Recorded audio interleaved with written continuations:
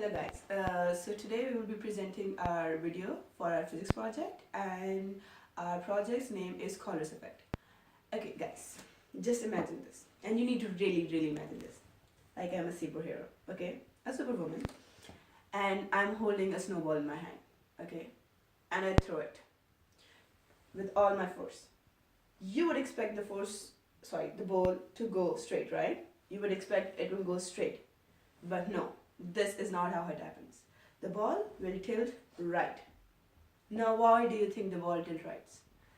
I will give you a hint. It's because the earth is rotating anti-clockwise.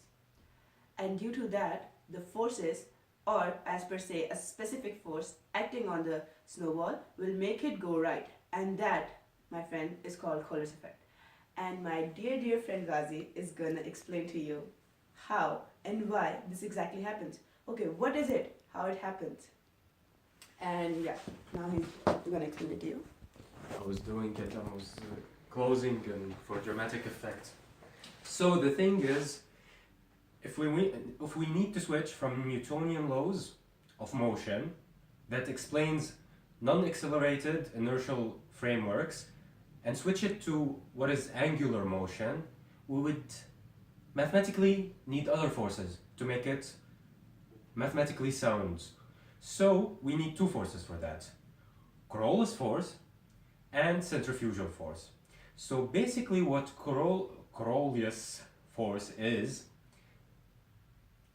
you have this idea that focuses a lot on actually references. How am I looking at this force? So if I'm looking, or this trajectory, if I'm looking from a certain point, it would seem that it would be going straight, but it is not from a different reference point. That is because the velocity v is actually going perpendicular to the rotation axis. And of course we would have the angular velocity. Exactly. These two equations sum up angular acceleration of Coriolis force and the force itself. So Coriolis force is an inertial or fictitious. So fictitious because we actually need it mathematically to make sense of what is happening, that acts on an object in motion within a frame of reference, as I said, that rotates with respect to inertial frame. In a reference frame with clockwise rotation, that is not Earth, it would move left because, of course, as I said, perpendicular to the axis. While considering Earth, the motion would go to the right. As I said about Newton's, okay, I'm gonna go.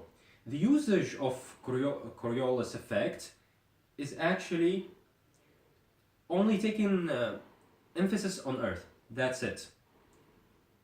As the Earth spins, Earth-bound observers need to count for the Coriolis first to correctly analyze the motion of objects. I would go on about saying that, contrary to popular misconception, there are a lot of ideas. When they say water rotation in the North Hemisphere is different from water rotation, and it is different. This is, what was it?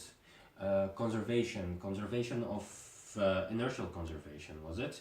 Angular momentum. No, conservation of angular momentum. I'm gonna show you a couple of GIFs that would actually explain what is happening visually. See, as you can see from this reference frame, it seems that it's going right. Right? In a straight line. Look, this is the straight line. The trajectory is sound, straight. But as this merry-round is going around, it's going to the right because it's going anti-clockwise. Another one, we have this very cool thing. So from one reference point, it seems that it's going straight, but if we look at it linearly, it's actually making a loop. Another one,